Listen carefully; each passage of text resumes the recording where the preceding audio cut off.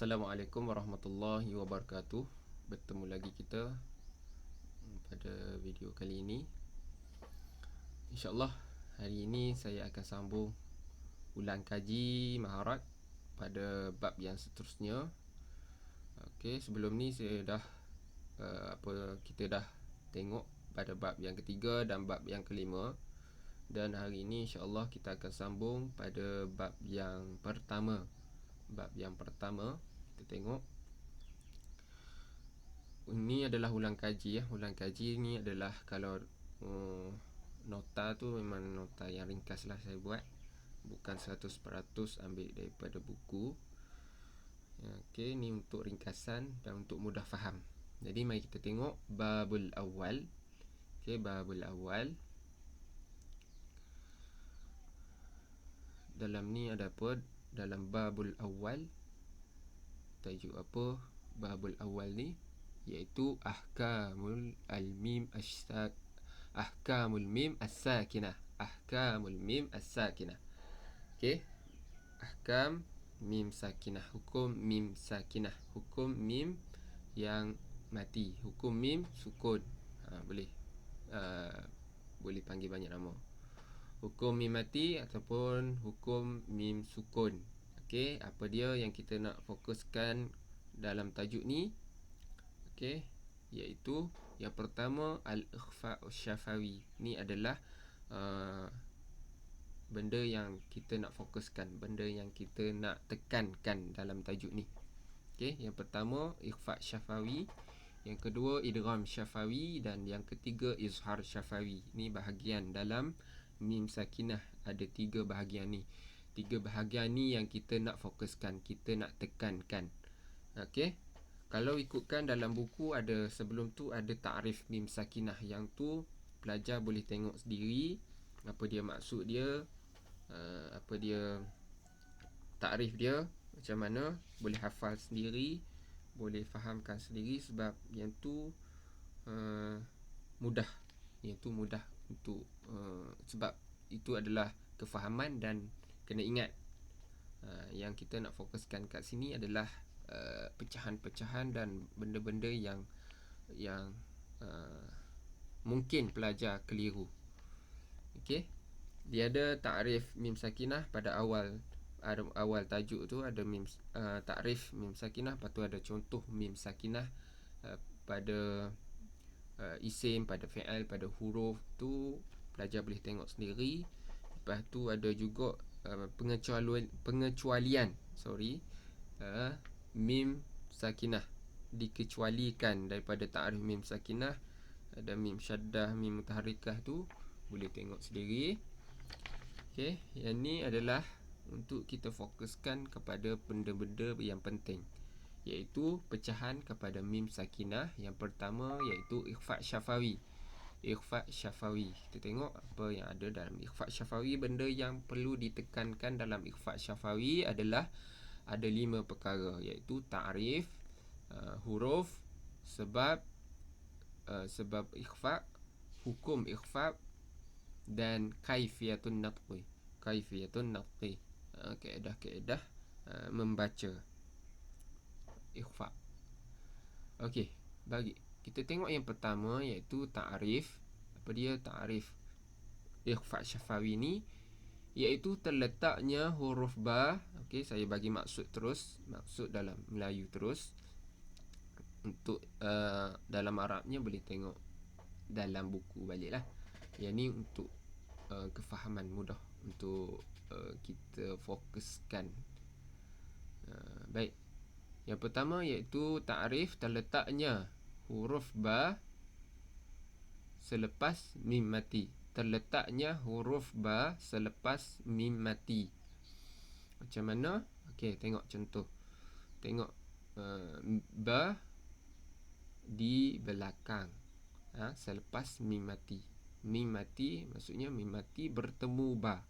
Mim mati bertemu ba. Okey, tu ta'rif dia, mudah ya. Okey, ingat maksud dalam Melayu ni. Lepas tu tengok dalam bahasa Arab sekali dalam buku, insya-Allah boleh ingat. Okey, iaitu terletaknya huruf ba selepas mim mati. Okey, mim mati bertemu ba. Untuk mudah faham, mim mati bertemu ba. Okey, contoh dia ma lahum bihi. Ma lahum bihi. Mim mati. Okey, mim mati tu bertemu dengan ba. Satu lagi, lakum bahimatu. Lakum bahimatu. Mim mati bertemu ba. Tu ta'rif. Ta'rif bagi ikhfa syafawi. Okey, ta'rif bagi ikhfa. Baik, seterusnya adalah yang kedua, iaitu huruf. Apa dia? Huruf ikhfa ni. Ikhfa syafawi ni ada berapa? Satu saja, iaitu huruf ba. Huruf ikhfa syafawi satu saja, iaitu huruf ba. Baik. Yang seterusnya, sebab ikhfa. Sebabul ikhfa ni saya ambil sikit dalam bahasa Arabnya supaya lebih nampak. Ittihadu mimu wal ba'u fil makhraji. Ittihadu mimu wal ba'u fil makhraji. Kebersamaan ataupun bersatu. Ittihad, satu. Bersatu mim dan ba pada makhraj. Sebab apa dikata bersatu? Sebab makhraj mim dan makhraj ba tu adalah sama. Makhraj mim dan ba adalah sama. Sebab tu dikata kebersamaan. Bersatu, kebersamaan, bersama. Bolehlah, ikutlah apa-apa pun nak bagi takrif. Cumanya yang jelasnya adalah mim dan ba tu adalah satu makhraj. Bukan satu makhraj, makhraj yang sama. Okey, makhraj yang sama. Mim makhraj dia di mana? Bibir. Dua bibir mulut. Ba pun sama juga pada makhraj. Okey, ittihadu mim wal ba fil makhraji. Okey. Tu untuk lebih jelas lah, untuk lebih jelas tentang sebab berkenaan dengan sebab ikhfa. Jadi yang selebihnya boleh tengok dalam buku. Ayat lagi dalam buku tu panjang lagi, wa tuqaribuhuma fi sifat. Dan berdekatan, sifat dia berdekatan. Tuqaribuhuma fa usira al-idgham, maka susah untuk diidgham. Wal izhar, dan izhar pun susah. Fasuhilal ikhfa, maka ikhfa lah yang paling tepatnya. Maka mudah untuk diikhfakan. Sebab apa? Sebab makhraj yang sama. Okey, tu sebab ikhfa. Yang seterusnya, hukum ikhfa. Hukum ikhfa iaitu dibaca dengan ikhfa beserta dengung. Dibaca dengan ikhfa. Yuqra'u bil ikhfa'i al-mimu ma'al gunnah. Dibaca dengan ikhfa mim tersebut dengan gunnah. Ikhfa ni dia ada sedikit gunnah. Okey, dia ada sedikit gunnah. Ikhfa ni maksud dia lughatan as-satru, iaitu tersembunyi. Sembunyi yang mana? Sembunyi huruf yang pertama kepada huruf yang kedua. Huruf yang pertama apa dia? Huruf mim mati itulah. Dibaca dengan ikhfa mim mati beserta dengung. Lakum bahi. Dengung dia sekadar mat asli 2 harakat. Talih al-bilbih. Jadi bacaan dia pula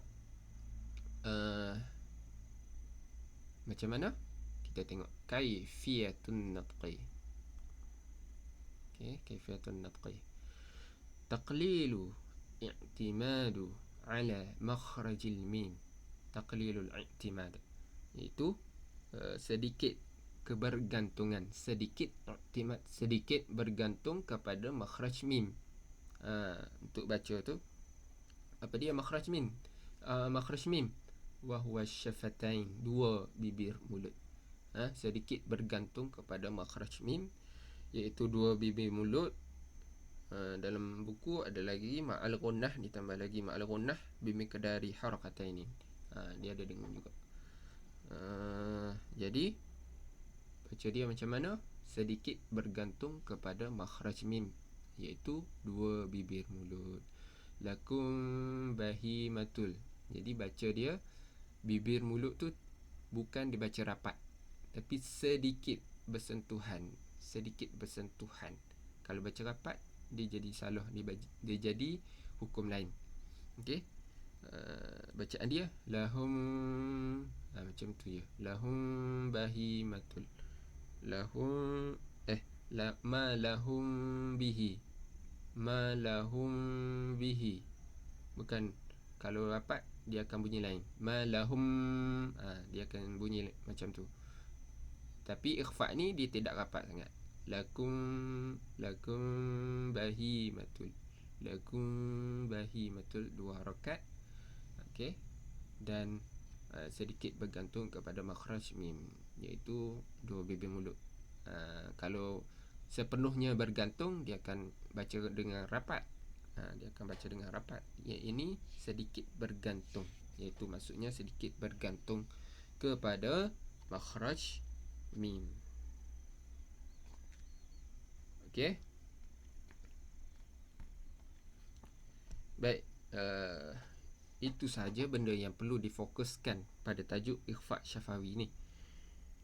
Namun selepas tu ada lagi, dia bagi perbezaan. Dalam buku tu ada perbezaan di antara ikhfa syafawi dan iqlab. Yang tu boleh tengok sendiri dalam buku. Ikhfa syafawi apa dia? Yakunu fil mim asliyah, mim yang asli. Iqlab mim maklubah. Ingat dua tu. Lepas tu ikhfa syafawi berlaku pada kalimatan ini, pada 2 kalimah. Ikhfa syafawi ini berlaku pada 2 kalimah. Tapi iqlab boleh berlaku dalam 1 kalimah dan boleh berlaku dalam 2 kalimah. Okey, ingat ikhfa ni dalam 2 kalimah sahaja. Iqlab 1 kalimah boleh, 2 kalimah boleh. Okey, tu ikhfa di antara ikhfa syafawi dengan iqlab. Satu lagi di antara ikhfa syafawi dan ikhfa hakiki. Okey, yang pertama sekali mudah nak ingat, ikhfa syafawi mim mati. Ikhfa hakiki nun mati. Okey, ikhfa hakiki nun mati. Kalau tapi dalam buku ni dia tulis lain. Tapi kalau jawab macam tu pun dikira kamu sudah faham. Kamu dah boleh kenal pastilah di antara ikhfa syafawi dan ikhfa hakiki. Okey. Baik. Habis untuk tajuk ikhfa syafawi.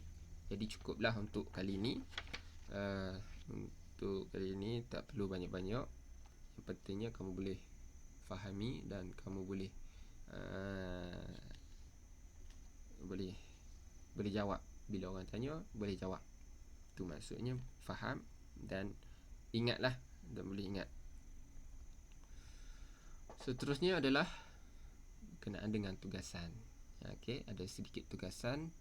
Sila buat latihan pengukuhan dalam link yang diberikan di bahagian penerangan video ini. Boleh tengok, tekan bahagian description video, dan di situ saya akan letakkan link. Dan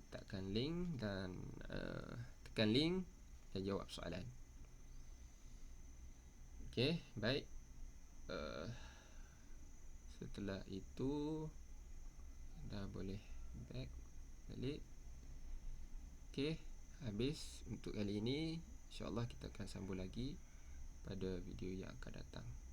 Assalamualaikum warahmatullahi wabarakatuh.